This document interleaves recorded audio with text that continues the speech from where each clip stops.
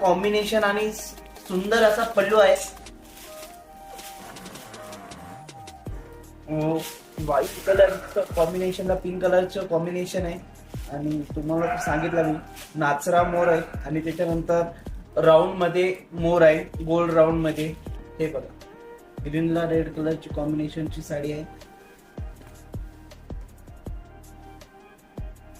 Blouse piece असं याचा contrast मध्ये आहे. रेड कलरचा ब्लाउज पीस आहे आणि नेसता थोडा प्लेन येणार ग्रीन कलरचा आणि बाकी सगळी साडी भरेल येणार. हे पूर्ण ऑल ओव्हर डिझाईन आहे.